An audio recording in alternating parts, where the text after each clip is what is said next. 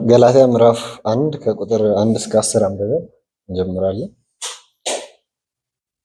ከሰዎች ወይም በሰው የተላከ ሳይሆን በኢየሱስ ክርስቶስና ከሙታን ባስነሳው በእግዚአብሔር አብ ሐዋርያ ከሆነው ከጳውሎስ አብረውኝም ካሉት ወንድሞች ሁሉ በገላትያ ላሉት አብያተ ክርስቲያናት ከአባታችን ከእግዚአብሔር ከጌታም ከኢየሱስ ክርስቶስ ጸጋና ሰላም ለእናንተ ይሁን።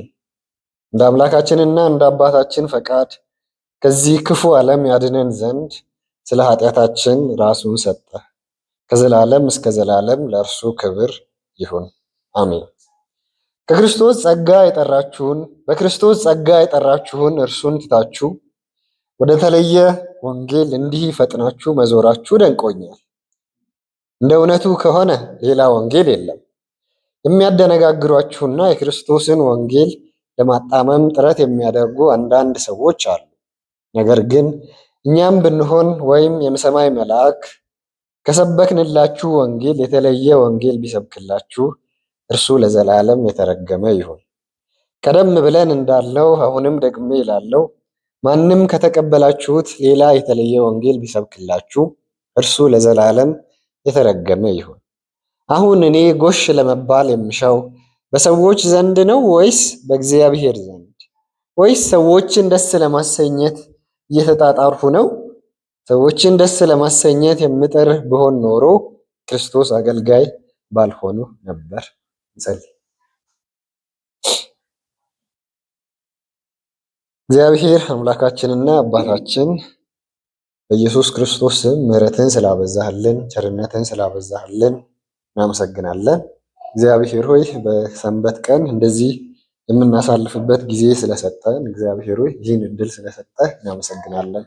እኛን ኃጢአተኞችን ይህን በዚህ ቸርነት ስላሰብክ እናመሰግናለን። አሁንም ጌታ ሆይ ቃልህን እንማራለን። አንተ እንድታስተምረን በዚህ መልእክት ውስጥ ያለውን አንተ ለእኛ ልታስተላልፍ የፈለግከውን እውነት እንድንማር በሱም እንድንታነጽ እግዚአብሔር ሆይ አንተ እንድትረዳን እንለምናለን። በኢየሱስ ክርስቶስ ስም አሜን።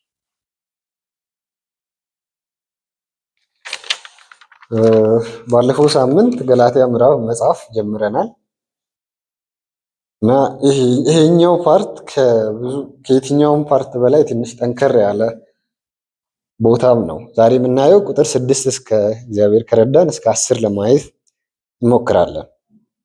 ስለዚህ እዚህኛው ፓርት ላይ በጣም ጠንከር የሚያደርገው ነገር ሙሉ የጳውሎስ አርጊውመንት ምንድነው፣ ጳውሎስ ገላትያ ላይ ሊያስተላልፍ የፈለገው መልእክት ምንድነው የሚለውም እንዳለ ሆኖ የሚያስተላልፈው መልእክት ሲሪየስነስ ወይም ጥንካሬ ምን ያክል ነው በጳውሎስ አእምሮ ስር አትሊስት የሚለውን እንመለከታለን። ከዛ እኛ የምንማሩ እውነታዎች አሉ።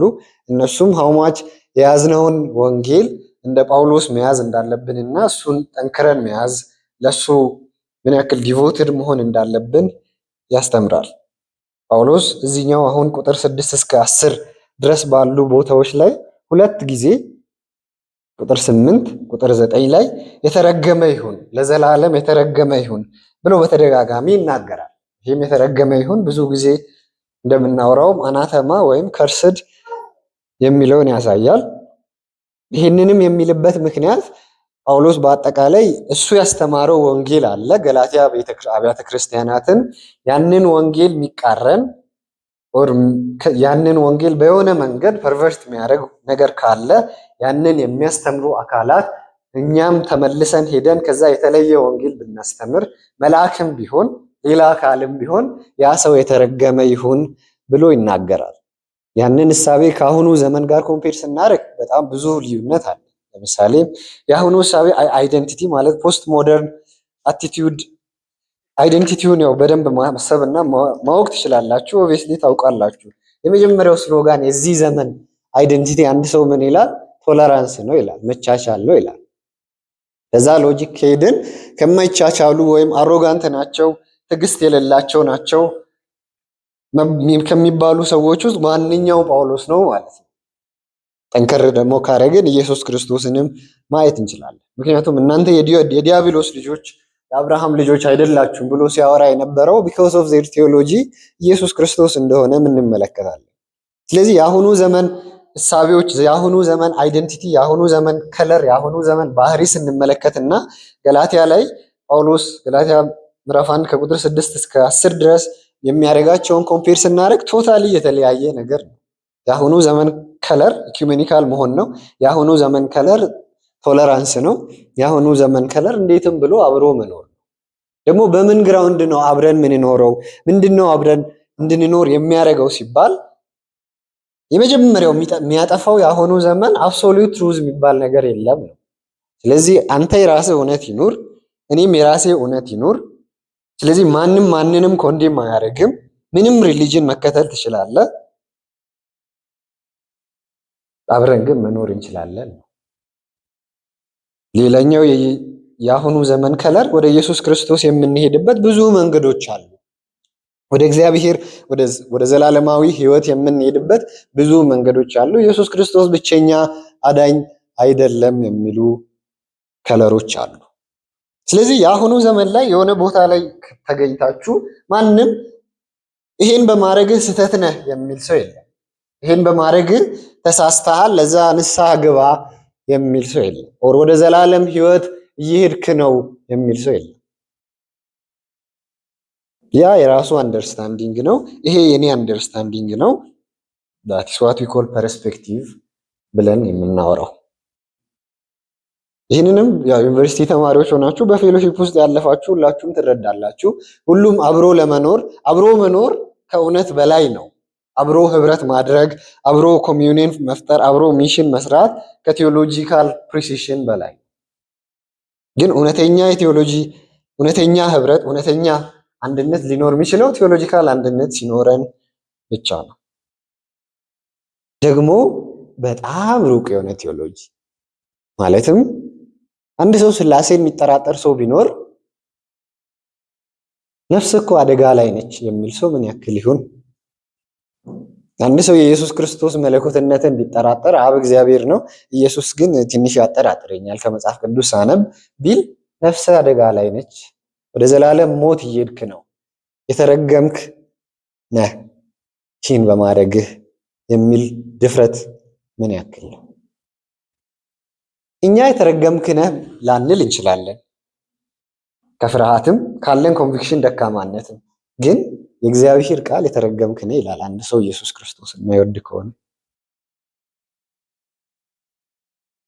ስለዚህ እንጨነቃለን። ዛሬ ሙሉ ሰርመኑ ላይ እኔ ምንም አላጽናናችሁም ቃሉ የሚለውን ብዬ ህይወታችሁን በዛ መንገድ እንድትመለከቱ ፑሽ አደርጋችኋለሁ። ጳውሎስ መልእክት ሁለት ጊዜ የተረገመ ይሁን የሚል አለ። ለዛውም አንድ ሰው ሥላሴን ባለማመኑ አይደለም፣ ኢየሱስ ክርስቶስ እግዚአብሔር አይደለም በማለትም አይደለም።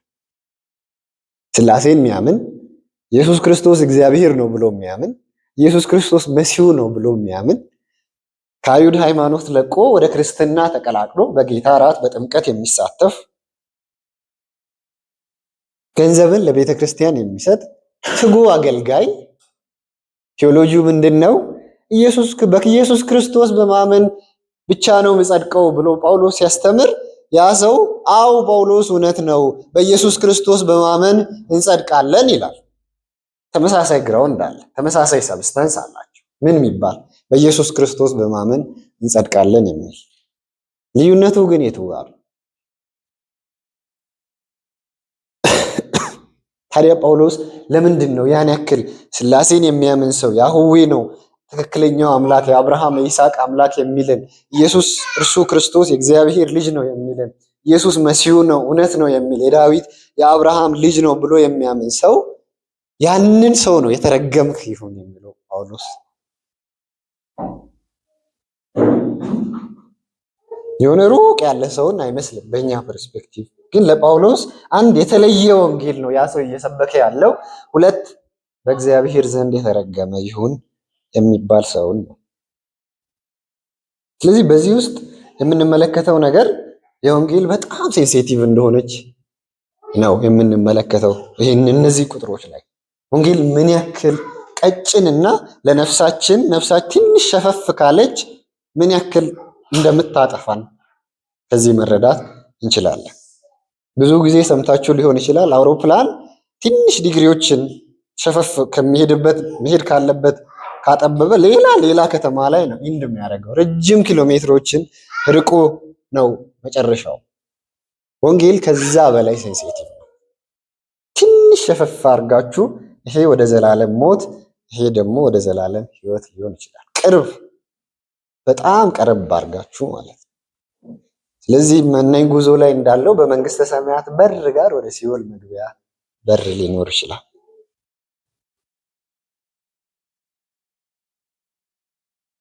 ስለዚህ እግዚአብሔር ጸጋውን ያብዛልን፣ እንጠንቀቅ ነው። ገላትያ ልመልስ። ቁጥር 6 በክርስቶስ ጸጋ የጠራችሁን እርሱን ትታችሁ ወደ ተለየ ወንጌል እንዲህ ፈጥናችሁ መዞራችሁ ደንቆኛል። እንደ እውነቱ ከሆነ ሌላ ወንጌል የለም። የሚያደነጋግራችሁና የክርስቶስን ወንጌል ለማጣመም ጥረት የሚያደርጉ አንዳንድ ሰዎች አሉ። ነገር ግን እኛም ብንሆን ወይም የሰማይ መልአክ ከሰበክንላችሁ ወንጌል የተለየ ወንጌል ቢሰብክላችሁ እርሱ ለዘላለም የተረገመ ይሁን። ቀደም ብለን እንዳልነው አሁንም ደግሜ እላለሁ፣ ማንም ከተቀበላችሁት ሌላ የተለየ ወንጌል ቢሰብክላችሁ እርሱ ለዘላለም የተረገመ ይሁን ይላል። ገላትያ ምዕራፍ 1 ቁጥር 6 ጀምረን እንመልከት። ይህንን ቦታ ቁጥር 6ን አትሊስት ለሶስት ከፍለን መመልከት እንችላለን። አንደኛው በክርስቶስ ጸጋ የጠራችሁን እርሱን ትታችሁ የሚለውን ሐረግ።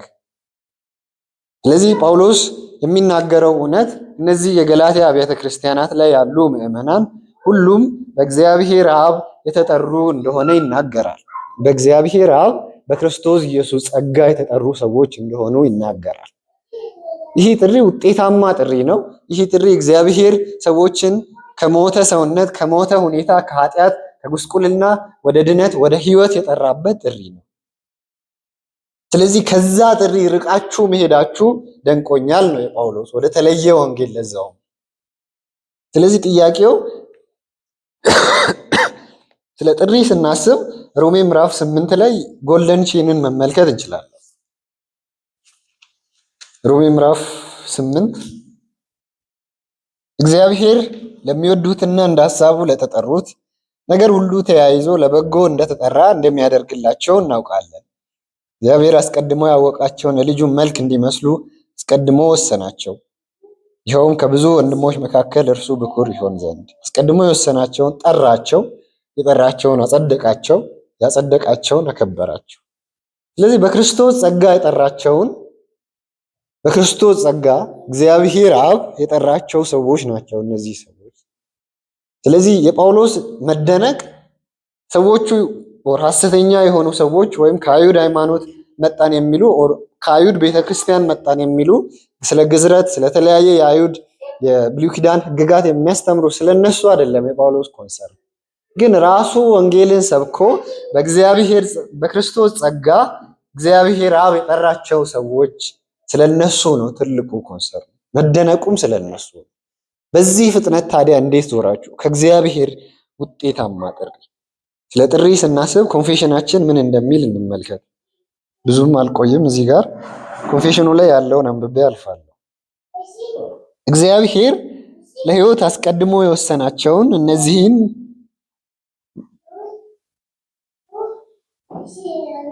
በተመደበውና ተቀባይነት ባለው ሰዓት በቃሉና በመንፈሱ በውጤታማ ጥሪ ሊጠራቸው በደስታ ፈቀደ። ይህም ተፈጥሮ ካሉበት የኃጢአትና ሞት ሁኔታ በክርስቶስ ወዳለው ጸጋና ደህንነት ውስጥ ነው። የእግዚአብሔርን ነገር እንዲረዱ አእምሯቸውን በመንፈስና በሚያድን ሁኔታ ያበራዋል። የድንጋዩን ልብ ከነሱ አውጥቶ የሥጋን ልብ ይሰጣቸዋል። ፈቃዳቸውን አድሶ በታላቅ ኃይል መልካም የሆነውን ነገር እንዲያምኑ፣ እንዲፈልጉ፣ እንዲመኙ ያደርጋቸዋል። ወደ ኢየሱስ ክርስቶስ በብቃት ይስባቸዋል። ነገር ግን ለሚመጡት በፍጹም በነፃነት በጸጋው ፈቃደኝነት እንዲሆኑ ተደርገው ነው ይላል ኢፌክቹዋል ኮል ቻፕተር 10 አንደኛው አንቀጽ። ስለዚህ እግዚአብሔር ድንጋዩን ልባችንን ወደ ሥጋ ልብ ቀይሮ ከሞተ ከኃጢአትና ከጉስቅልና ከሞት ካለንበት ወደ ሕያው ወደሆነ ወደ ብርሃን ወደ ነፃነት ከተጠራንበት ጥሪ በክርስቶስ ጸጋ ምንም የኛ ስራ ሳይኖር ከተጠራንበት ጥሪ ወደ ተለየ ወንጌል እንዲፈጥናችሁ መዞራችሁ ደንቆኛል ይላል ጳውሎስ። አንደኛ ሁለተኛው ፖይንት የተለየ ወንጌል የተባለው ያልተለየ ወንጌል ምንድነው ብለን መጠየቅ እንችላለን። ጳውሎስ አስተማርኩ የሚለው ወንጌል ምንድነው? ስለዚህ የተለየውን ወንጌል ከማወቃችን በፊት ወይም ጳውሎስ የተለየ ወንጌል ብሎ ወደዛ ስለመዞራቸው ከመደነቁ በፊት ጳውሎስ ታዲያ ቀድሞ ያስተማረው ወንጌል ምንድነው ብለን ማሰብ እንችላለን።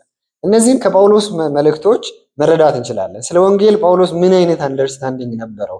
ስለዚህ ወደየቦታው ሄዶ ምን ብሎ ነበር ያስተማረው ብለን ከዛ እዚህ ጋርስ ኮንሰርኑ ምንድን ነው የሚለው ሮሜ ምዕራፍ 1 ላይ ጳውሎስ የክርስቶስ ኢየሱስ ባሪያ ሐዋርያ ሊሆን የተጠራና ለእግዚአብሔር ወንጌል የተለየ ስለዚህ ወንጌል በነቢያት በኩል በቅዱሳት መጻሕፍት አስቀድሞ ተስፋ ተሰጠ።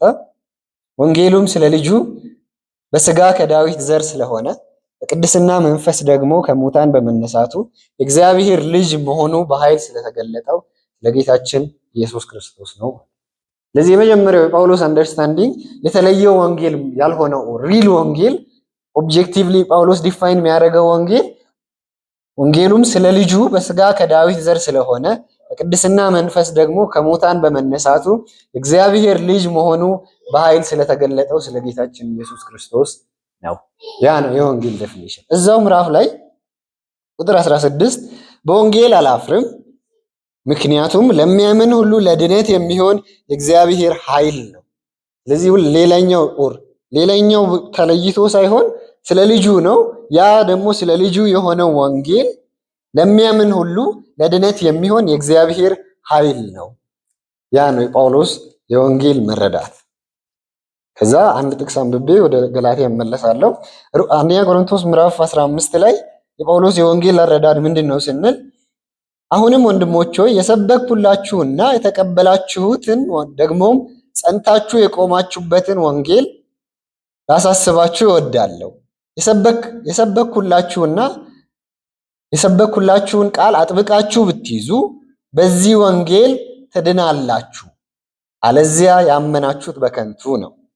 ኦኬ፣ ይህ ወንጌል ምንድን ነው? የሚያድነን ወንጌል እኔ የተቀበልኩትንና ከሁሉ በላይ የሆነውን ለእናንተ አስተላልፌአለሁ። ቅዱሳት መጻሕፍት እንደሚሉት ክርስቶስ ስለ ኃጢአታችን ሞተ፣ ተቀበረ። በቅዱሳት መጻሕፍት እንደተጻፈም በሦስተኛው ቀን ተነሳ። ከዚያም ለኬፋ ታየ፣ ቀጥሎም ለ12ቱ ታየ። ከዚያ በኋላ ከ500 በላይ ለሚሆኑ ወንድሞች በአንድ ጊዜ ታየ። ከነዚህም አብዛኞቹ በሕይወት አሉ፣ አንዳንዶች ግን አንቀላፍተዋል። ከዚያም ለያዕቆብ ታየ፣ ኋላም ለሐዋርያቱ በሙሉ ታየ። ከሁሉም በኋላ ደግሞ እንደ ጭንጋፍ ለሚቆጠር ለእኔ ደግሞ ታየ። ስለዚህ ወንጌሉ ምንድን ነው? ኢየሱስ ክርስቶስ ስለ ኃጢአታችን ሞተ። ክርስቶስ ስለ ኃጢአታችን ሞተ፣ ተቀበረ። በቅዱሳት መጻሕፍት እንደተጻፈውም በሦስተኛው ቀን ተነሳ። ያ ነው ወንጌሉ። የወንጌሉን ዲፋይን እናድርግ ካለ የለንበትም ነው። አንድ ሰው ይሄንን ሲናገር ዋሪስ ጎስፕል ሲባል የለንበትም፣ ክርስቶስ ነው ያለበት፣ ብቻውን ክርስቶስ ነው ያለበት፣ ማንም የለም። ስለዚህ ወንጌል ኢየሱስ ክርስቶስ ለኃጢአታችን ሞተ። ኢየሱስ ክርስቶስ ቅድም ብለናል ስለ ልጁ ነው ብለናል። ማን ነው ልጁ ሲባል በሥጋ ከዳዊት ዘር የመጣው በቅድስና መንፈስ ደግሞ የእግዚአብሔር ልጅ እንደሆነ በትንሣኤው ስለታየው ስለ ልጁ በጣም በጥሩ ሁኔታ አፖስትልስ ክሪድ ሳመራይዝ አድርጓል። በኋላም ስለምንዘምረው ስለምናቆም እሱን ይለፈው። ስለዚህ ወንጌሉ እኛ የለንበትም። አሁን አንደኛ ቆሮንቶስ ላይ ስለ ኃጢአታችን ሞተ። የሞተ ሰው አለ፣ ስለ ኃጢአቱ ተቀበረ። የተቀበረ ሰው አለ፣ ሶስተኛው ቀን ላይ ተነሳ። ትንሣኤው እንዳለ እናምናለን። ወደ አብ ቀኝ አረገ፣ በአብ ቀኝ ደግሞ ተቀምጦ ስለኛ ይማልድልናል። ዳግም ደግሞ ሊፈርድ ይመለሳል ለእኛ ድነትን ይዞ። ከዚህ ውጭ ያለው ወንጌል ሁሉ የተለየ ወንጌል ነው። በገላትያ ኮንቴክስት የተለየ ወንጌል የተባለው ታዲያ ምንድን ነው? ገላትያ ምዕራፍ 6 ገላትያ ምዕራፍ 4 ጀምሮ አንዳንድ ጥቅሶችን ለመመልከት እንሞክር። ይህ በጳውሎስ አንደበት አንድ በክርስቶስ ጸጋ የጠራችሁን እርሱን ትታችሁ ወደ ተለየ ወንጌል እንዲፈጥናችሁ መዞራችሁ ደንቆኛል። ስለዚህ ወዴት ነው የዞሩት? ቀድሞ የነበሩበት ጳውሎስ የሰበከላቸው ወንጌል አሁን የተመለከትነው ነው። ኢየሱስ ክርስቶስ ስለ ልጁ ነው ወንጌሉ። ከዛ በኋላ እኛ ስለምንድንበት ሪያሊቲ ነው። ጎስፔል ኢዝ ኢት ጉድ ኒውስ አባውት ሳልቬሽን አንድ ሰው ብሎ ዲፋይን ያደርጋል። እና ስለ ድነታችን ነው፣ ስለ ኢየሱስ ክርስቶስ ስራ ነው። ይህንን ጳውሎስ ሰብኳል። ነገር ግን እነዚህ ሰዎች ታዲያ የተለየ ወንጌል ጳውሎስ ያለው ወዴት ነው የተለየ ወንጌል የተባለው? ምዕራፍ 4 ቁጥር 21 እንደዚህ ይላል፣ እናንተ ከኦሪት ሕግ በታች ለመኖር የምትሹ እስቲ ንገሩኝ። ሕግ ምን እንደሚል አልሰማችሁምን? ከዚህ ውስጥ የምፈልገው ከኦሪት ሕግ በታች ለመኖር የምትሹ እስቲ ንገሩኝ። ስለዚህ ጳውሎስ አድሬስ የሚያደርገው ኦር ከጳውሎስ ኦፖነንት ሆነው የሚከራከሩ ሰዎች ስለ ወንጌል ዲፋይን እያደረጉ ገላትያ ላይ ያሉ ቤተክርስቲያን ምዕመናንን የሚያደነጋግሩ ሰዎች ምን አይነት ነው ስብከታቸው ሲባል ከኦሪት ሕግ በታች መኖር አለብን ነው የመጀመሪያው መሻታቸው። ምዕራፍ 5 ከቁጥር 1 ክርስቶስ ነፃ ያወጣን በነፃነት እንድንኖር ነው። ስለዚህ ጸንታችሁ ቁሙ፣ ዳግመኛ በባርነት ቀንበር አትጠመዱ የሚለውን አስተውሉ። ትገረዙ ዘንድ ብትፈልጉ ክርስቶስ ፈጽሞ ለእናንተ እንደማይበጃችሁ እኔ ጳውሎስ እነግራችኋለሁ። መገረዝ ለሚፈልግ ሁሉ ሕግን በሙሉ የመፈጸም ግዴታ እንዳለበት እንደገና ለእያንዳንዱ በግልጽ እናገራለሁ። በሕግ ለመጽደቅ የምትጥሩ ከክርስቶስ ተለይታችሁ ከጸጋ ርቃችኋል። እኛ ግን ተስፋ የምናደርገው ጽድቅ በመንፈስ አማካኝነት በእምነት ሆነን በናፍቆት እንጠባበቃለን። በክርስቶስ ኢየሱስ ከሆነ መገረዝ ወይም አለመገረዝ አይጠቅምምና የሚጠቅመውስ በፍቅር የሚገለጽ እምነት ብቻ ነው። ዳሴት። ስለዚህ ሁለት ነገር ነው እዚህ ጋር ጳውሎስ እየነገረ ያለው። የተለየው ወንጌል አሁን የተለየው ወንጌል እየፈለግን ነው። ምንድን ነው ሲባል ትገረዙ ዘንድ ብትፈልጉ ክርስቶስ ፈጽሞ አይጠቅማችሁ። ስለዚህ አርጊውመንቱ ምንድን ነው ሲባል እነዚህ ሰዎች አዎ ክርስቶስ ያስፈልገናል፣ አዎ ድነት በክርስቶስ ኢየሱስ በማመን ነው። ነገር ግን መገረዝም ቅድም ምንድን ነው ብለን ያነበብነው ከኦሪት ሕግ በታች መኖርን መፈለግ መገረዝን መፈለግ፣ እንደዛ ከሆነ ክርስቶስ አይጠቅማችሁም እያለ ነው ጳውሎስ። ምዕራፍ 6 ከቁጥር 11 ጀምሮ እንዴት ባለ ታላላቅ ፊደላት በእጄ እንደጻፉላችሁ ተመልከቱ። ውጫዊ በሆነ ነገር ለመታየት የሚፈልጉ ሰዎች ትገረዙ ዘንድ ሊያስገድዷችሁ ይጥራሉ። ይህንም የሚያደርጉት ስለ ክርስቶስ መስቀል እንዳይሰደዱ ነው። እነርሱ በስጋቸው ለመመከት ሲሉ እንድትገረዙ ፈለጉ እንጂ የተገረዙት ራሳቸው እንኳን ሕግን የሚጠብቁ አይደሉም። እዚህ ጋር እንደምንመለከተው ከሆነ መገረዝ ከጳውሎስ ተቃራኒ ሆኖ ገላትያ ሕዝብን የሚያስተምሩ ሰዎች ትልቁ ኢንፈሲስ ነው ማለት ነው። የኦሪት ሕግን መፈጸም፣ መገረዝ ትልቁ ፕራዮሪቲያቸው ነው። ይህን የሚሰብኩ ሰዎች ማን ናቸው? የተለየ ወንጌል ተብሎ የተነገረው መገረዝስ የምር በዘመኑ ኢሹ ነበር የሚሉ ጥያቄዎችን ማንሳት እንችላለን። ምክንያቱም አሁን እያልኩ ያለሁት ጳውሎስ የተለየ ወንጌል ብሎ የሚያስተምረው በክርስቶስ ኢየሱስ በማመን ድነት አለ የሚሉ ሰዎች ናቸው። አዎ፣ ነገር ግን በክርስቶስ ኢየሱስ በማመን ብቻ አይደለም ድነት። በክርስቶስ ኢየሱስ ማመን ሲደመር የኦሪት ሕግን መፈጸም፣ እሱም ስፔሲፊክሊ ካወራን ግዝረት፣ መገረዝ የሚለው ነው። ምክንያቱም የአብርሃም ኪዳን አንድ ሰው የኮቨናንቱ አካል መሆን የሚችለው በብሉይ ኪዳን በመገረዝ ነው፣ በግዝረት ነው። ስለዚህ ያንን አሁንም ማድረግ አለበት አንድ ሰው የአብርሃም ልጅ መሆን ካለበት ነው። እነሱ አርጊው ወዚት ኢሹ በዘመኑ ኦፍ ኮርስ ያንን ደግሞ በደንብ እንረዳለን። ሐዋርያት ሥራ ምዕራፍ 15 ላይ የኢየሩሳሌም ጉባኤ የተከናወነበት ብቸኛው መንገድ ሰዎች አሕዛብ ስፔሻሊ አይሁድ አክሲደንታሊ ተገርዘው ነው ከሕፃንነት ጀምሮ ተገርዘው ነው ያሉት። ስለዚህ ግዝረት ኢሹ የሚሆነው ለአሕዛብ ነው። ስለዚህ ሐዋርያት ሥራ ምዕራፍ 15 አንዳንድ ሰዎችም ከይሁዳ ወደ አንጾኪያ ወርደው አንጾኪያ የገላትያ ቤተክርስቲያናት አካል ነች። ባለፈው ሳምንት ብለን ነበር። በሙሴ ስርዓት መሰረት ካልተገረዛችሁ ልትድኑ አትችሉም በማለት ወንድሞችን ማስተማር ጀመሩ። ስለዚህ ውይይቱ ምንድን ነው? ከዛ በኋላ ገላትያ ምዕራፍ 15 ሙሉ ማንበብ ትችላላችሁ። መገረዝ ትክክል ነው ወይ አይደለም? አንድ አሕዛብ በጌታ በኢየሱስ ክርስቶስ ካመነ በኋላ የእውነት ለመዳን ግዝረት ኔሰሰሪ ኮንዲሽን ነው ወይስ አይደለም የሚል ጥያቄ ነው። ለዚህም ጴጥሮስ ምሳሌዎች አሉት። ምክንያቱም ሐዋርያ ሥራ ምዕራፍ 2 ላይ ሲሰብክ አንድ ቆርኔሌዎስን ምዕራፍ 10 ላይ ሲሰብክ ይሄ ሁሉ አሕዛብ ኮሚዩኒቲ ነው፣ አልተገረዙም፣ ግን መንፈስ ቅዱስን ተቀብለዋል። በዘመኑ ጸጋ ስጦታዎች ማኒፌስት ማድረግ ታምራት መደረጉ ደግሞ አንደኛው እግዚአብሔር አሕዛብን እንደተቀበለ የሚያሳይበት መንገድ ነው። ስለዚህ ሳይገረዙ ቆርኔሌዎስ ሳይገረዝ በመንፈስ ቅዱስ ተሰጠው፣ ስጦታው ተሰጠው፣ ጸጋ ስጦታ አለው። ያንን ነው ጴጥሮስ ሐዋርያ ሥራ ምዕራፍ 15 ላይ የሚያቀርበው ሙግት።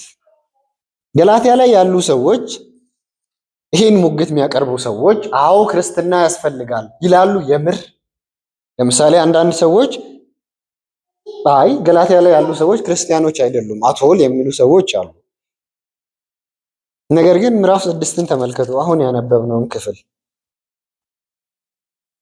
ውጫዊ በሆነ ነገር ለመታየት የሚፈልጉ ሰዎች ትገረዙ ዘንድ ሊያስገድዷችሁ ይጥራሉ። ይህንንም የሚያደርጉ ስለ ክርስቶስ መስቀል እንዳይሰደዱ ነው። ስለ ክርስቶስ መስቀል እንዳይሰደዱ ነው። አንድ ሰው ክርስቲያን ካልሆነ ስለ ክርስቶስ መስቀል ማለት ክርስቲያን ነው ሲል አፕሩቭድ የተደረገ ማለት ሳይሆን ኮንፌሲንግ ክርስቲያን አትሊስት በቸርች ውስጥ ያለ ሰው ካልሆነ በስተቀር ስለ ክርስቶስ መስቀል ለምን ነው የሚሰደደው? ጳውሎስ እያለ ያለው ይሄንን ነው። እነዚህ ሰዎች ግዝረትን ለምን ነው የሚፈልጉት? ስለ ክርስቶስ እንዳይሰደዱ ስለፈለጉ ነው ይላል። አንድ ሰው አይሁድ ከሆነ ስለ ክርስቶስ አይሰደድም። የአይሁድ ሃይማኖት ተከታይ ከሆነ የሮም ሰው ሆኖ ክርስቲያን ያልሆነ እና ዝም ብሎ የሚኖር ኖርማል ሰው ከሆነ ጣዖት የሚያመልክ ሰው ስለ ክርስቶስ አይሰደድም። ስለ ክርስቶስ መስቀል ሊሰደድ የሚችለው የክርስቶስ መስቀልን ተሸክሜያለሁ የሚል ሰው ነው። ስለዚህ እነዚህ ሰዎች አትሊስት ምዕራፍ 6 ላይ ባለው ቁጥር መሰረት ስለ ክርስቶስ መስቀል የሚሰደዱ ሰዎች ናቸው። ያንን አቮይድ ለማድረግ ግን ግዝረትን እንደ አማራጭ የሚያመጡ ሰዎች ናቸው። ለምንድነው ግዝረት ስደትን አቮይድ የሚያደርግላቸው ካልን ሮም ኢምፓየር ስፔሲፊክሊ ክርስቲያኖችን የሚያሳድድበት አይሁዶችን የሚያሳድድበት ጊዜ አለ። ስለዚህ ያንን ስደት አቮይድ ለማድረግ መገረዝ፣ ከዛ አይሁድ ኮሚዩኒቲ ውስጥ መቀላቀል፣ የተገረዘ ሰው አይሁዳዊ ነው፣ ስለዚህ ከስደት ያመልጣል ነው ሎጂካቸው። አስፋራስ አንዱ ኦፕሽን። ስለዚህ ጳውሎስ እያለ ያለው በክርስቶስ ጸጋ የጠራችሁን እርሱን ትታችሁ ወደ ተለየ ወንጌል ፈጥናችሁ መዞራችሁ ደንቆኛል። ስለዚህ ወንጌል ቅድም አውርተናል፣ ሌላ ጊዜም በደንብ እናወራለን። ምዕራፍ 2-3 ላይ አለ በደንብ ስለ ወንጌል። ጳውሎስ እያወራ ያለው በክርስቶስ ኢየሱስ በማመን ብቻ ከሚገኝ ጽድቅ በክርስቶስ ኢየሱስ በማመን ሲደመር የኦሪት ሕግን በመፈጸም ማለትም ግዝረት ስፔሻሊ ይህንን በማድረግ ወደሚገኝ ጽድቅ ነው የዞራችሁት። ያንን ነው ወደ ተለየ ወንጌል ዞራችኋል የሚለው ጳውሎስ። ኢየሱስ ክርስቶስ እግዚአብሔር አይደለም አላሉም እነዚህ ሰዎች። ሥላሴን ዲናይ አላረጉም አስፋራስ ከምናነበው ድረስ። አሁን ለምሳሌ ዮሐንስ ወንጌልን አንደኛ ዮሐንስ ሁለተኛ ዮሐንስ መልእክትን አንብበን ኮንሰርኑ ኢየሱስ ክርስቶስ ማንነት እንደሆነ በግልጽ እንረዳለን። እዚህ ጋር ግን ስናነብ ኮንሰርኑ ያ እንዳልሆነ እናውቃለን። እነዚህ ሰዎች ስለ ክርስቶስ መስቀል የሚሰደዱ ሰዎች ናቸው። ያንን አቮይድ ለማድረግ የሚታገሉ ሰዎች ናቸው። ኢየሱስ መሲሁ መሆኑ ጥያቄያቸው አይደለም። ኢየሱስ እግዚአብሔር መሆኑም ጥያቄያቸው አይደለም። በኢየሱስ ክርስቶስ በማመን ድነት ይገኛልን ጥያቄያቸው አይደለም። በኢየሱስ ክርስቶስ በማመን ብቻ ድነት ይገኛል ወይ ነው ጥያቄያቸው። ወደዚህ መዞር ደንቆኛል ይላል። በዚህ ፍጥነት ግዝረትና የኦሪት ሕግን መጨመራችሁ ደንቆኛል። እኛ ካስተማርነው ወንጌል ያስተማሩት ወንጌል ምንድን ነው? ቁጥር 4 ላይ እንደ አምላካችንና እንደ አባታችን ፈቃድ ከዚህ ክፉ ዓለም ያድነን ዘንድ ለኃጢአታችን ራሱን ሰጠ። ኢየሱስ ራሱን ሰጠ። ያንን አስተምረን አሁን ደግሞ ያንን ወንጌል ትታችሁ ወደ ተለየ ወንጌል ዞራችሁ። ያ ወንጌል ምን ብሎ ነው የሚያስተምረው? እውነት ነው፣ ስለ ኃጢአታችን ራሱን ሰጥቷል ኢየሱስ። ያ እንዳለ ሆኖ ግዝረትና የኦሪት ሕግን መፈጸም ያስፈልጋል ወደሚል ወንጌል። እንደ እውነቱ ከሆነ ቁጥር 7 ሌላ ወንጌል የለም።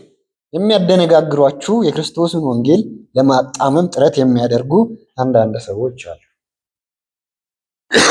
ቀድሞ የተለየ ወንጌል ያለውን አእምሯቸው ላይ የተሳሳተ ግንዛቤ እንዳይዙ ጳውሎስ ፓራፍሬዝ ያደርጋል። ሌላ ወንጌል የለም። ወንጌል ተብሎ በክርስቶስ ኢየሱስ በማመን ነው ድነት፣ ሲደመር ግዝረት ነው የሚባል ወንጌል የለም።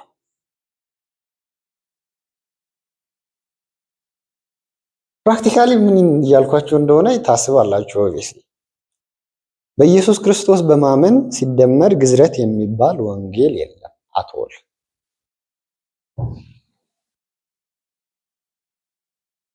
እንደዛ ከተባለ ጥረቱ ምንድን ነው? የክርስቶስን ወንጌል ለማጣመም ጥረት የሚደረግ ጥረት ትጋት ነው። ያንን የሚያደርጉ አንዳንድ ሰዎች ደግሞ በእናንተ መካከል አሉ። ማናቸው እነዚህ ሰዎች ሲባል ኢንትሮዳክሽኑ ላይ እንደተመለከተን ጁዳይዘርስ ናቸው ብለናል። ከአይሁድ አንዳንዶች እንደሚሉት ከሆነ ጭራሽ ከኢየሩሳሌም ጉባኤ ላይ እንደምንመለከተው ያዕቆብ ነው የኢየሩሳሌም ቤተክርስቲያን መሪ ሆኖ ያለው፣ ከሱ መጣን የሚሉ ሰዎች ናቸው ነው። ያንን ሐዋርያት ሥራ ምዕራፍ 15 ላይም ያዕቆብ ሲያወራ ከኛ ተላክም የሚሉ ሐሰተኛ ሰዎች ናቸው ብሎ ያወራል። ስለዚህ ከዛ ቤተክርስቲያን ከኢየሩሳሌም ቤተክርስቲያን ሄደው ቅድም አይተናል ሐዋርያት ሥራ ላይ ሲጀምር ግዝረት ያስፈልጋል የሚሉ አሉ። ግዝረት ያስፈልጋል የሚሉ ሰዎች ከፈሪሳውያን ከቤተ መቅደስ የመጡ ሰዎች አይደለም፣ ከያዕቆብ ስር ያሉ ሰዎች ናቸው። ከዛ ስለዚህ ከያዕቆብ ከኢየሩሳሌም ቤተክርስቲያን ወደ ገላትያ አብያተ ክርስቲያናት ሄደው ሚሽን እየሰሩ ያሉ ሰዎች ናቸው እነዚህ ሰዎች ብለን ማሰብ እንችላለን። ስለዚህ አይሁዳውያን ናቸው ኦር የአይሁድ ሃይማኖትን የሚከተሉ ሰዎች ናቸው። ጳውሎስ እነሱን ምን ይላል? ለማጣመም ጥረት የሚያደርጉ ይላል። ምን በማድረግ? እስካሁን በተመለከት ነው ግዝረትና የኦሪት ሕግን በመጨመር ሌላ ምንም አይጨምሩም። አስፋራስ ከተመለከተን ድረስ በክርስቶስ ኢየሱስ በማመን የሚገኝ ጽድቅም አላቃልም፣ ግን ብቻ በክርስቶስ ኢየሱስ በማመን ብቻ የሚገኝ ጽድቅ ነው ችግራችሁ። ግዝረት፣ የኦሪት ሕግ። ቁጥር 8 ነገር ግን እኛም ብንሆን ወይም የሰማይ መልአክ ከሰበክንላችሁ ወንጌል የተለየ ወንጌል ቢሰብክላችሁ እርሱ ለዘላለም የተረገመ ይሁን። ይሄ ያስፈራኛል፣ ያስፈራል፣ እውነት ነው። ግን ደግሞ የእግዚአብሔር ቃል ነው፣ ኢንስፓየርድ ወርድ ኦፍ ጋድ። እኔ የሆነ ሰባኪን ከማመን ጳውሎስን ማመን ይቀለኛል፣ በእግዚአብሔር መንፈስ ቅዱስ የተመራ ሰው ስለሆነ። በእኔ ዘመን ያሉ ሰዎች ይህ ቴዎሎጂ ቢያጋጥማቸው ምን ብሎ ይመልሳሉ የሚል ጥያቄ አለኝ። ቁጥር 8 ላይ እንዳለው ይሁን ነገር ግን እኛም ብንሆን ወይም የሰማይ መልአክ ከሰበክንላችሁ ወንጌል የተለየ ወንጌል ቢሰብክላችሁ እርሱ ለዘላለም የተረገመ ይሁን ይላል። እዚህ ውስጥ ሁለት ነገር አትሊስት አንደርስታንድ ለማድረግ ጥረት እናድርግ። አንደኛው የወንጌሉ ኮንቴንት ከወንጌሉ ተናጋሪ ምን ያክል እንደሚበልጥ ማሰብ፣ የወንጌሉ ሰብስታንስ የወንጌሉ ኤሌመንት ምን ያክል ከወንጌሉ ተናጋሪ ከፍ ያለ እንደሆነ። ወንጌሉ ጳውሎስ ተናገረ፣ በገማልያል እግር ስር የተማረ ሰው፣ ታላቅ ሰው፣ በጣም ስኮላር፣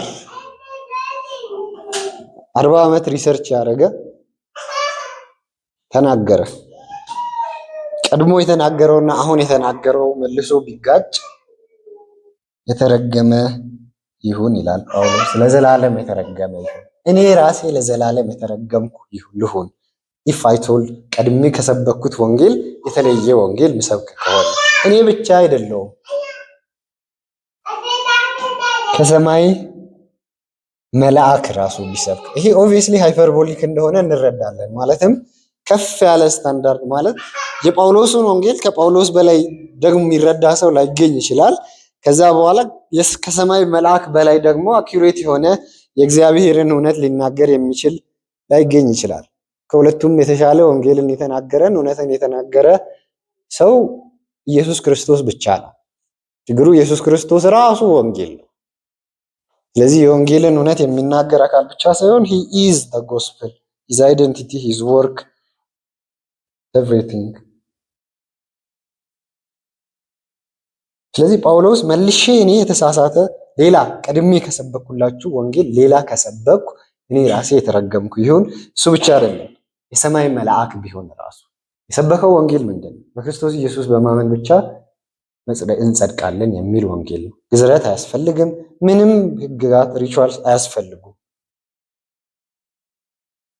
ለመጽደቅ። ኢየሱስ ክርስቶስን ማመን ብቻ በቂ ነው። ከዚህ ውጭ ግዝረት ያስፈልጋል ብዬ መልሼ ከሰበኩ እኔ ብቻ አይደለሁም፣ መልአክም ቢሰብክ ያ የተረገመ ይሁን ይላል ጳውሎስ። ቀደም ብለን እንዳልነው ቁጥር 9 አሁንም ደግሜ ላለው ማንም ከተቀበላችሁት ሌላ የተለየ ወንጌል ቢሰብክላችሁ እርሱ ለዘላለም የተረገመ ይሁን ይላል። ሶስት አካላት አሉ። ጳውሎስ፣ መልአክ፣ ጳውሎስ ራሱ፣ ሌላ ሰው። ሁሉም እኛ ቀድመን ከሰበክነው ወንጌል የተለየ ቢሰብክ ያ አካል የተረገመ ይሁን። ኤኒበዲ ማለት ነው ጳውሎስ። ማንም ሰው ከሰበክንላችሁ የተለየ ወንጌል ከሰበከ የተረገመ ይሁን። የተረገመ ይሁን ማለት ምን ማለት ነው? ቃሉ የተረገመ ይሁን የተረገምክ እያልን አንዳንዴ ስላደግን ምን ማለት እንደሆነ አላውቅም። ያው እንደዛ ሲሰድቡን ኖረናል። አንደኛ ቆሮንቶስ 16:22 ጌታን የማይወድ ቢኖር የተረገመ ይሁን፣ ጌታ ሆይ ና ይላል። ጌታን የማይወድ ቢኖር የተረገመ ይሁን። አንደኛ ቆሮንቶስን የጻፈውም ጳውሎስ ነው። ሮሜ ምዕራፍ 9 ቁጥር 3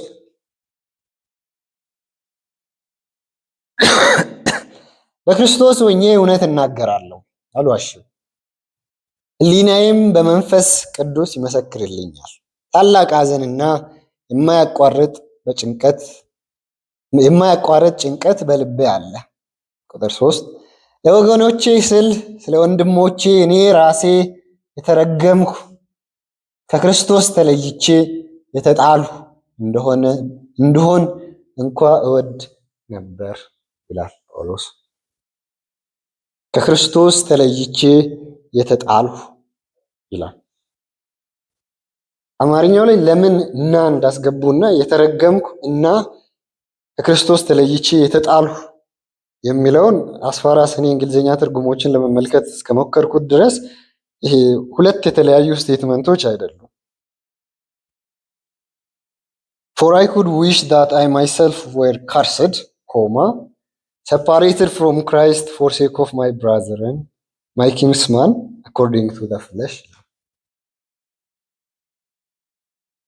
ስለዚህ ጳውሎስ የተረገምኩ ይሁን እኔ ራሴ ስለነሱ ስል፣ ከዛ ጌታን የማይወድ የተረገመ ይሁን። ጌታን የማይወድ ሰው ዕጣ ፈንታ ምንድን ነው? ከክርስቶስ ተለይቶ ወደ ዘላለማዊ ሞት መግባት ማለት ሌላ ኦፕሽን የለውም። ስለዚህ ጳውሎስ እያለ ያለው እነዚህ ሰዎች እኛ የሰበክንላቸውን ወንጌል የሚሰብክ መልአክ እኛ ራሳችን የትኛውም ሰው ከሆነ የተረገመ ይሁን ሲል ጳውሎስ እያወራ ያለው ኢተርናል ዲስትራክሽንን ነው። ወደ ዘላለም ሞት ወደ ሲኦል ስለመግባት። ስለዚህ አንድ ሰው ቆማችሁ ሐሰተኛ ወንጌል እየሰበከ ያለ ሰው አናተማ ምትሉት የተረገመ ይሁን የምትሉበት ኦቶሪቲ ወደ ሲኦል ወደ ዘላለማዊ ሞት ወደ እግዚአብሔር ፍርድ ወዴት ሪያሊቲ ነው? ራዕይ ምዕራፍ 19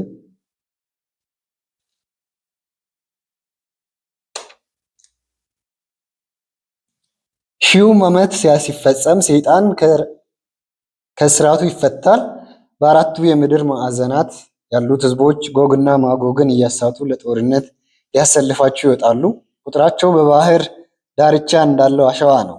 እነርሱም ወደ ምድር ሁሉ ወጥተው የቅዱሳንን ስፍራና የተወደደችውን ከተማ ከበቡ። ነገር ግን እሳት ከሰማይ ወርዶ በላቸው።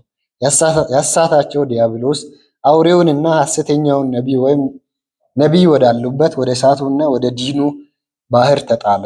እነርሱም ቀንና ሌሊት ከዘላለም እስከ ዘላለም ይሰቃያሉ። ወደዛ ሪያሊቲ መግባት፣ ወደዛ ሪያሊቲ ይግባ ነው። ያሳታቸው ዲያብሎስ አውሬውና ሐሰተኛው ነቢይ ወዳሉበት ወደ እሳቱና ወደ ዲኑ ባህር ተጣለ። እነርሱም ቀንና ሌሊት ከዘላለም እስከ ዘላለም ይሰቃያሉ። that is reality of eternal destruction። ሲኦል ያልዳነ ሰው ክርስቶስን የማይወድ ሰው የሚገባበት ቦታ ነው። የነሱ ዕጣ ፈንታ ያ ይሁን ማለት ነው። ተረገመ ይሁን ማለት ምን በማድረጋቸው እነዚህ ሰዎች ደጋግሜ ማስታወስ የምፈልገው ኢየሱስ ክርስቶስ ነው የሚለውን ዲናይ አላረጉም። ኢየሱስ እግዚአብሔር ነው የሚለውን ዲናይ አላረጉም። ስላሴን ዲናይ አላረጉም።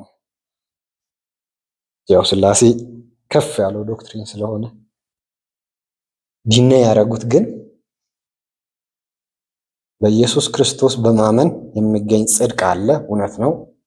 ሲደመር ግዝረት፣ ሲደመር የአይሁድ ሕግን የኦሪት ሕግን መፈጸም በእኛ ዘመን ትልቅ ልዩነት አይደለም አይደል? አሁን እንደምንመለከታቸው ስኮላርስ ከሆነ ስለዚህ ይህንን ወንጌል አሁን የተናገረው የተለየ ወንጌል በጳውሎስ አንደበት ያለው በኋላ ላይ ግን ሌላ ወንጌል የለም። ስለዚህ ይህ የተለየው ወንጌል አዘይንድ ወንጌል አይደለም። ጽድቅ በእምነት ሲደመር በስራ ሲደመር በግዝረት ኦር ሲደመር በጥምቀት ሲደመር ኤኒቲንግ ልንጨምርበት እንችላለን። በዛ ውስጥ ምንም መጨመር እንችላለን። ምንም ከጨመርን ምንም ማለት ትንሽ ጠብታ ከጨመርን ትንሽ ነች እኮ ጳውሎስ ምን አላት ግዝረት ቢገረዝም ባይገረዝም እኮ ጉዳት የለውም። ኖ ቲዮሎጂካል ሲግኒፊካንስ አለው። የኢየሱስ ክርስቶስ ስራ በቂነቱን ቫልዩለስ ያደርጋል። ስለዚህ በኢየሱስ ክርስቶስ ስራ ላይ ትንሽ ጠብታ ከተጨመረች ያንን ነው ጳውሎስ የተረገመ ይሁን የሚለው። ማለትም ቅድም ያነበብኩት ክፍል ኢተርናሊ ከዘላለም እስከ ዘላለም በዛ እሳት ውስጥ ይሁን የሚለው፣ ቀንና ሌሊት ከዘላለም እስከ ዘላለም ይሰቃይ በዛ እሳት ውስጥ የሚለው፣ እሳቱ ወዳሉበት ወደ እሳቱና ወደ ዲኑ ባህር ተጣለ። እነርሱም ቀንና ሌሊት ከዘላለም እስከ ዘላለም that should be their reality። ይህንን ወንጌል የሚያስተምር 99.9% ክርስቶስ በቂ ነው። የቀረችዋ ፐርሰንት ጥምቀት ያስፈልጋል፣ ግዝረት ያስፈልጋል፣ የኦሪት ሕግን መፈጸም ያስፈልጋል። ለዛች 0.1% የተረገመ ይሁን ይላል ጳውሎስ። እኔ አላልኩም እንግዲህ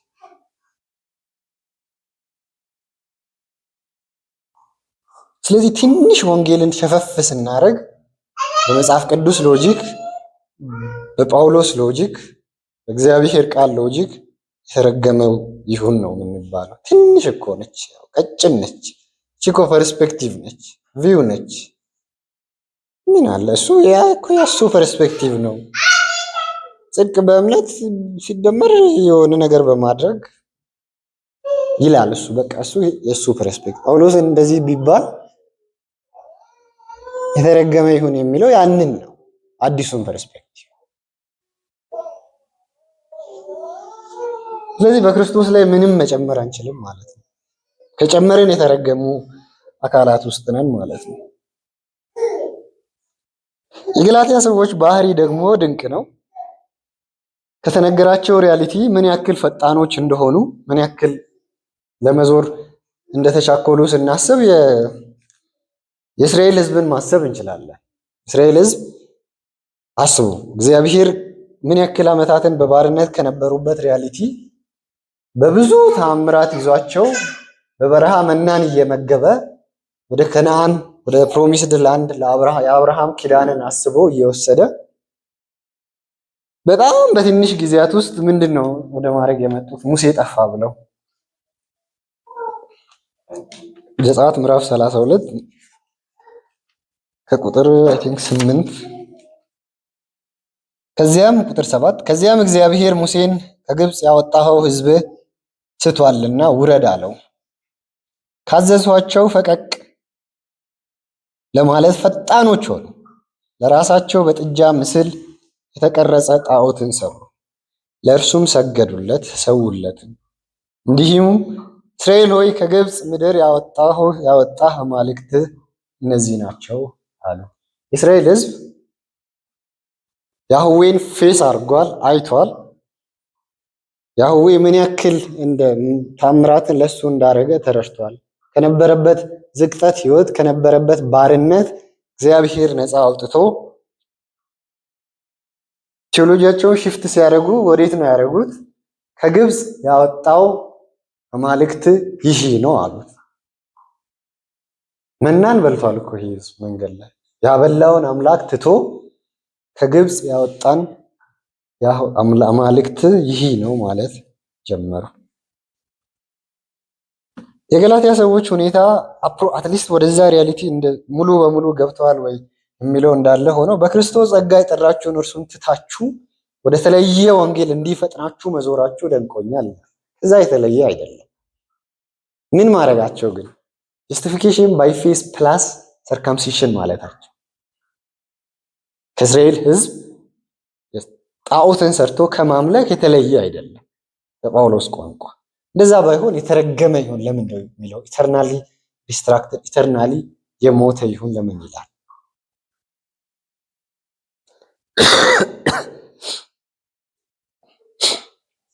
ስለዚህ የምንቆይበት ወንጌል ምንድን ነው? አንደኛው ጥያቄ።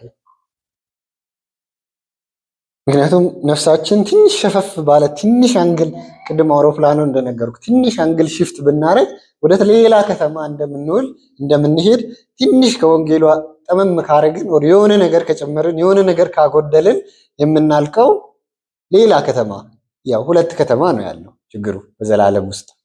አንደኛው ቅድም ያልነው ከተማ ነው፣ ከሰይጣን ጋር እየተቃጠሉ መኖር ከተማ ከሆነ፣ ሁለተኛው ከእግዚአብሔር ጋር በዘላለማዊ ኮሚዩኒየን መኖር ነው። ስለዚህ ትንሽ የሚባል ሽፍት የለም ማለት ነው። ሽፍት የሆነች 0 ነጥብ የሆነች ነገር ሽፍት የምትባል ቃል ከገባች እንደ ዳንዴ በመንግስተ ሰማያት በር ወደ ዘላለም ሞት የመግባት እድል አለ።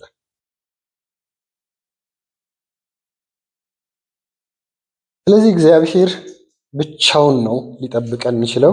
እግዚአብሔር ብቻውን ነው ያዳነው። እግዚአብሔር ብቻውን ነው ሊከብርን የሚችለው። ፎርሴክ ኦፍ ቶለራንስ ፎርሴክ ኦፍ ከሰዎች ጋር ለመኖርም እውነትን ማጣመም እውነትን ትንሽዬ ጠብታ መጨመር አያስፈልገን። ቁጥር 10 አሁን እኔ ጎሽ ለመባል የምሻው በሰዎች ዘንድ ነው ወይስ በእግዚአብሔር ዘንድ? ጥያቄ። ወይስ ሰዎችን ደስ ለማሰኘት እየተጣጣርኩ ነው? ሰዎችን ደስ ለማሰኘት የምጥር ብሆን ኖሮ የክርስቶስ አገልጋይ ባልሆኑ ነበር። ኮንክሉዥኑ ይሄ ነው። ጥያቄዎቹን ሪቶሪካል ጥያቄ ናቸው፣ መልስ አላቸው በውስጣቸው። አሁን እኔ ጎሽ ለመባል የምሻው በሰዎች ዘንድ ነው ወይስ በእግዚአብሔር ዘንድ? መልሱ ቀላል፣ እግዚአብሔር ዘንድ። ወይስ ሰዎችን ደስ ለማሰኘት እየተጣጣርኩ ነው? መሆን የለበትም። ኦኬ ኢፍ ዳት ሶ ሰዎችን ደስ ለማሰኘት የምጥር ብሆን ኖሮ የክርስቶስ አገልጋይ ባልሆንሁ ነበር ይላል። ጥያቄ ልጠይቃችሁ። ከካቶሊክ ከኦርቶዶክስ ኮሚዩኒየን ጋር ብዙ ቴዎሎጂያንስ ኢኩሜኒካል የሆነ አቲቲዩድ እየፈጠሩ ነው። የምናውቃቸው ማናውቃቸውም ብዙ እየፈጠሩ ያሉ ይኖራሉ። ያንን አለማድረግ ጠባብነት ነው። ያንን አለማድረግ የሆነ ኬጅ ውስጥ መኖር ነው። ስለዚህ አቶል ሉተር ስለፈጠረው ነገር ሲግኒፊካንት ስላልሆነ ነገር ነው የታገለው ብሎ የሚያስቡት እየበዙ ነው። ጽድቅ ፕሮሰስ ነው የሚሉ ሰዎች አሉ። ጀስቲፊኬሽን ኢዝ ናት ኢምፒውትድ ራይቸስነስ ከክርስቶስ ኢየሱስ የክርስቶስ ኢየሱስ ስራ ተቆጥሮልን የዳነው ነገር ሳይሆን ፕሮሰስ ነው። ይህንን በማውራት ሄዚቴት አያደርጉም። ክርስቶስ ኢየሱስ አንዴ ኢንተርሲድ አድርጓል፣ አማልዶልናል።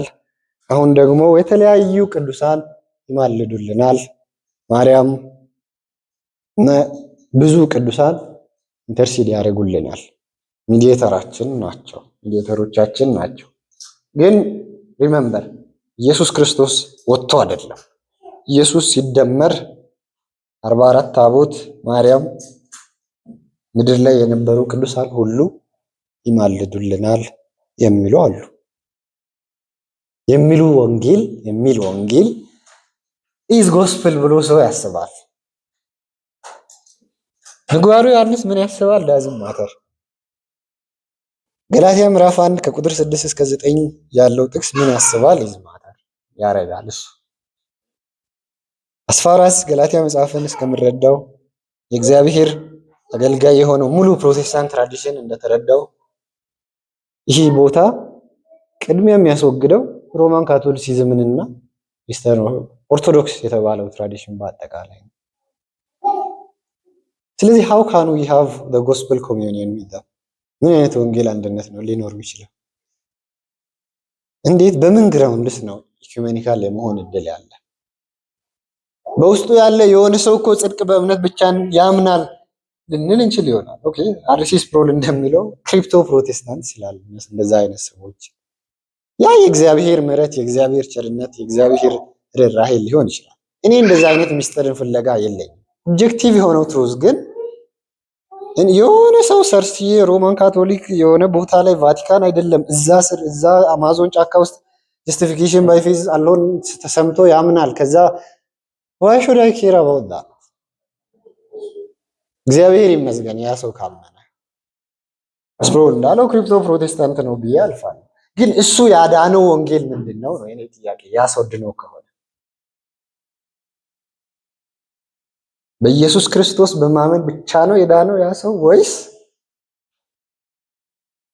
በኢየሱስ ክርስቶስ ስራ ሲደመር የማርያም ጸሎት፣ የገብርኤል የሚካኤል ዝርዝሯቸው የነሱ ጸሎት ሲደመር ግዝረት ሲደመር የኦሪት ሕግን መጠበቅ ጳውሎስስ የተረገመ ይሁን የሚል ቴዎሎጂ እኔ እንዴት ቶለሬት ላድርግ? ያንንስ ለማድረግ ስንጥር ለመከበር ነው። ለሰዎች ጠባብ አለመባል ነው። ስቴትመንቱን አልወደውም። በዛ ሎጂክ ከሄድን እንደ ኢየሱስ ክርስቶስ ጠባብ የለም። በዛ ሎጂክ ከሄድን እንደ ጳውሎስ ጠባብ የለም።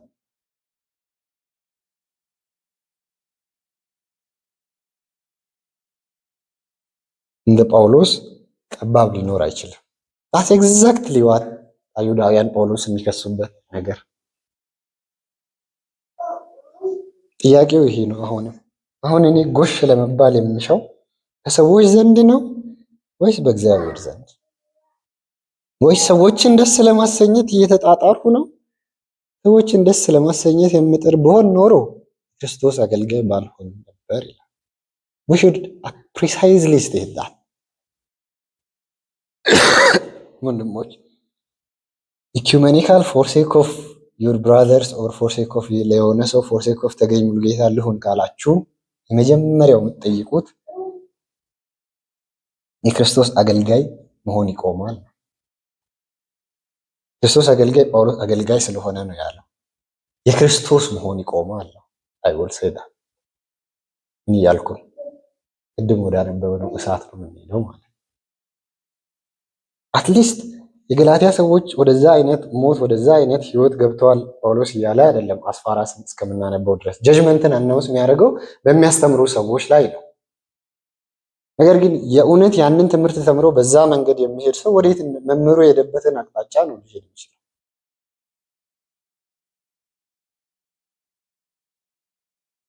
ስለዚህ ጎስፕል ኮሚዩኒየን የወንጌል አንድነት ከማጋ ነው የሚኖረን ከማጋ ነው ማይኖረን የሚለው በመጽሐፉ መገምገም ይኖርበታል። ጎሽ ለመሰኘት የምንፈልገው በማን እንደሆነ መጠየቅ አስፈላጊ ነው። እግዚአብሔር ራሱ በሰራልን ስራ ያድነናል። ወንጌልን ላብስርላችሁና ልጨርስ። እንግዲህ በስጋ የቀድሞ አባታችን የሆነ አብርሃም በዚህ ረገድ ምን አገኘ እንላለን? አብርሃም በስራ ጸድቆ ቢሆን ኖሮ የሚመካበት ነበረው። ነገር ግን በእግዚአብሔር ፊት መመካት አይችልም። መጽሐፍስ ምን ይላል? አብርሃም እግዚአብሔርን አመነ፣ ጽድቅም ሆኖ ተቆጠረለት። አንድ ሰው ስራ ከሰራ ደሞዙ እንደ ስጦታው ሳይሆን እንደ ተገቢ ዋጋ ይቆጠርለታል።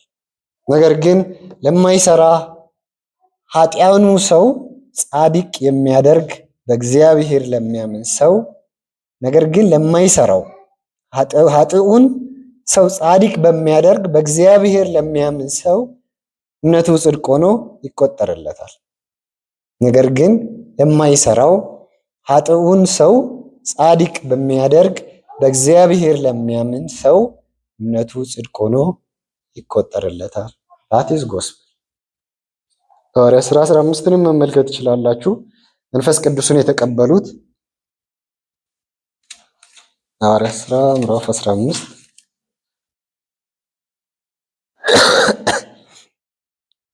ከፈሪሳውያን ወገን ያመኑት ያመኑት ክርስቶስን ያመኑት አንዳንዶች ተነስተው በመቆም አሕዛብ እንዲገረዙና የሙሴን ሕግ እንዲጠብቁ ማድረግ አስፈላጊ ነው አሉ። ያመኑት ሐዋርያትና ሽማግሌዎች ይህንን ጉዳይ ለማጤን ተሰበሰቡ። ከብዙ ክርክር በኋላ ጴጥሮስ ተነስቶ እንዲህ አላቸው፣ ወንድሞች ሆይ እግዚአብሔር ከጥቂት ጊዜ በፊት በእናንተ መካከል እኔን መርጦ አሕዛብ የወንጌልን ቃል ከእኔን አንደበት ሰምተው እንዲያምኑ ማድረጉን ታውቃላችሁ። ልብን የሚያውቅ አምላክ ለእኛ እንደሰጠን ሁሉ ለእነርሱም መንፈስ ቅዱስን በመስጠት የተቀበላቸው መሆኑን መሰከረላቸው። ልባቸውንም በእምነት በማንጻት በእኛና በእነርሱ መካከል ምንም ልዩነት አላደረገም። እንግዲህ አባቶቻችንም እኛንም ልንሸከመው ያልቻልነውን ቀንበር በደቀ መዛሙርት ጫንቃ ላይ በመጫን ለምን አሁን እግዚአብሔርን ትፈታተኑታላችሁ? ቁጥር 11 እኛም የዳነው ልክ እንደነርሱ በጌታ በኢየሱስ ጸጋ መሆኑን እናምናለን። እኛም የዳነው ልክ እንደ አሕዛብ በጌታ በኢየሱስ ጸጋ መሆኑን እናምናለን። ያ የዳንበት መንገድ ነው። ከዚህ መንገድ ትንሽ ፈቀቅ ካልን በጳውሎስ ሎጂክ ወደ መረገም ወደ ኢተርናል ዲስትራክሽን እንሄዳለን። እግዚአብሔር በምሕረቱ በቸርነቱ ከዛ ይጠብቀን። የወንጌልን እውነት እንደያዝን ወደ ዘላለማዊው እረፍት እስክንገባ ድረስ እግዚአብሔር ራሱ በጸጋ ያግዘን። ጸልየን እንጨርስ።